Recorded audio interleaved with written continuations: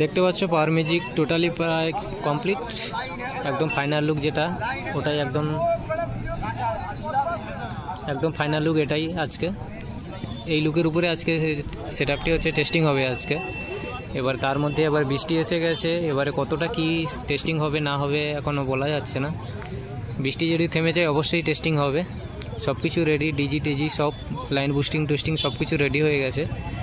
তার মধ্যে বৃষ্টি চলে এসছে টেস্টিংয়ের মুহূর্তে। ধূপ দেওয়াও কমপ্লিট হয়ে গেছে, ধূপ দেখানো সব কিছু কমপ্লিট হয়ে গেছে। দেখা যাক কখন শুরু হয়, আর তোমাদেরকে দেখানোর চেষ্টা করছি কীরকম কী লুক হচ্ছে, কত রকম কী সাজানো হয়েছে।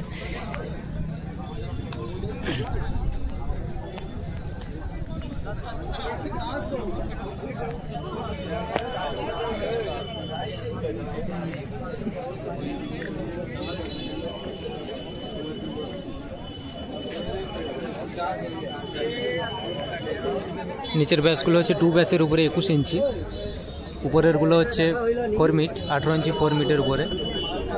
আর সামনে এগুলো নতুন যেগুলো দেখতে পাচ্ছ পাওয়ার লেখা আছে ওগুলো হচ্ছে প্রেসার মিট লাগানো আছে, এগুলো সবগুলোতে প্রেসার মিট লাগানো আছে। উপরের ওইগুলো হচ্ছে ভোকাল মিটের জন্য ব্যবহার হয়েছে এগুলো।